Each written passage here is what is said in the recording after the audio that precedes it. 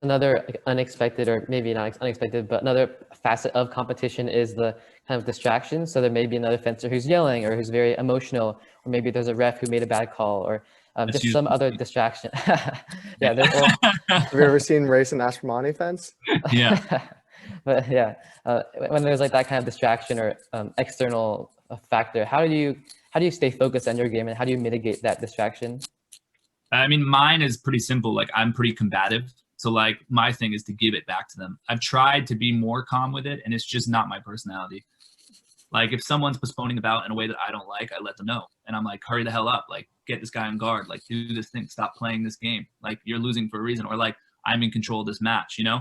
It's just things like that. And you know who those people are. You know who those people who try to sway the thing. And my thing, that the reaction that works best for me is to match their energy, and to like to come and meet them and be energetic with them, to get in their face, to be with them. And that's me. Other people need to like stay calm and be more focused. And for me, when I usually am intense, I can lay a lot on the line, and I usually fence very well, especially in team. I mean, you saw it with Chermisnov, like my reaction to that match, being angry at the referee, being angry at myself, being angry, rather than letting him just kind of start to do his thing.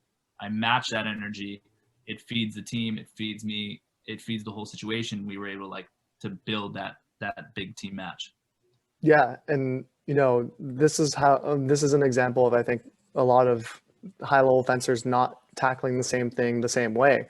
As Ray said, some people need to be more calm, and for me, that's usually what it is. It's like, when they're trying to make all these distractions, my feeling is I'm always on the opposite end. I'm like, just don't let him distract me. Let him do what he wants. But if I'm in control, I'm still in control. Like, I don't like the thing he's trying to do right now is trying to get to me, get to bother me. So as long as I don't let myself be affected, then I think I have a good shot at still being successful after it. And also, but knowing as well, you can't let them get away with everything too. So there's a fine line between, letting them do whatever they want, and then you just focusing on yourself, and you kind of getting walked over. And that's one thing I had to learn, is like where that line is. And when people are really, pushing the boundaries, that's when I'll be like, hey, that's not okay.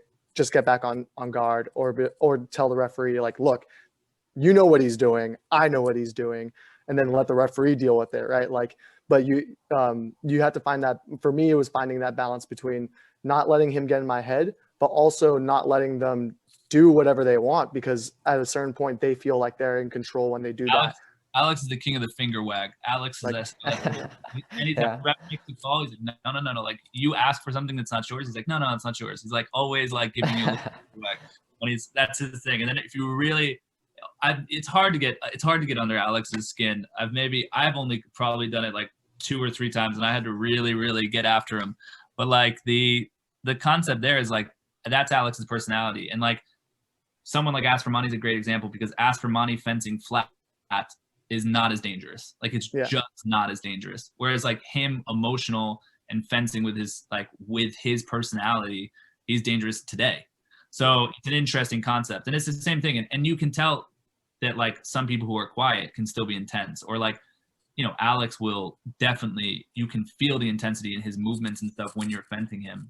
And maybe on the outside, he's a little bit calmer, or he doesn't yell as loud as some people, but you can feel it when like there's a little bit more power in the lunge, or like that parry is like a little bit stronger and faster, and you feel that energy. And it's again about controlling that fire and how you feed it, how you let it out or find it.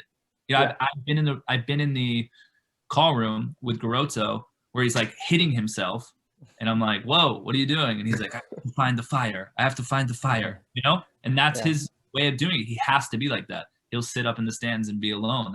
That's his way. Yeah.